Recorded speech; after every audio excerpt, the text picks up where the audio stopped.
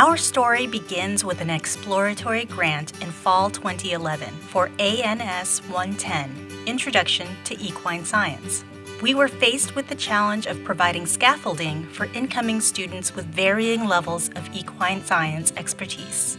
Dr. Shannon Pratt-Phillips gave us a directive: make it fun. We knew we were going to make a game that had to run on web and mobile devices.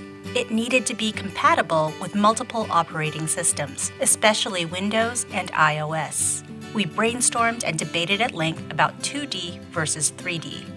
We settled on 2D implementation in Flash. For our next research step, we studied existing games and applications for inspiration of gameplay mechanics, UI design and standards, player experience, and customization. We researched these in the context of our audience of undergraduates and possibly students in high school and earlier. The team decided to create a role-play game called Trot to Trophy. Throughout the game, students would progress from ranch hand to horse owner. They would learn horse anatomy, nutrition, basic care, equipment, breeds, and careers. We developed a comprehensive set of documentation within a lengthy game design document, which described the breadth of content, gameplay, and interacting systems. It served as both a guide and a common reference for the team. Games and activities were initially designed on whiteboards. Next, the team created paper prototypes. Finally, a functional prototype was developed in Flash itself. This gave us plenty of chances to figure out the best user experience. It also allowed us to make sure the learning targets were being met. We created a hub and spoke style navigation system to tie together a broad variety of learning content and game types. Students begin in a common stable area, then choose from available activities.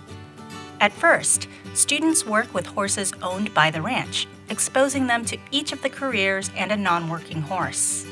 Eventually, the students can start investing in their own horses that follow specific careers.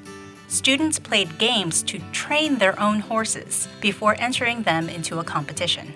Successfully completing activities in the game earned the player in-game currency, or horse bucks, which they could use to invest in their own horses and cosmetic upgrades for the stables.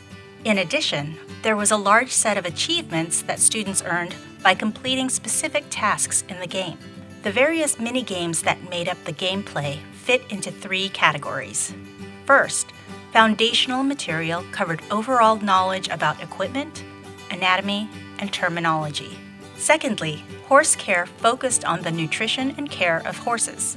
It also covered any changes to this care based on horse breed and the kind of work it was doing at the time. Finally, there were career-specific mini-games, which, while more based on being fun, still demonstrated some of the tasks and competitions that real-world working horses could participate in. To encourage repeated engagement with the educational content, we embedded leveling up through cumulative challenges. Students engaged in horse competitions by taking entry exams, grooming and tacking up their horses, and challenging rivals in a series of events based on their prior experiences. This project was completed thanks to a large and amazing team with a diverse skill set. It was one of the earliest projects at Delta to involve multiple teams from the organization, as well as an outside vendor. The project led to the establishment of an entirely new team at Delta called the Project Management Team.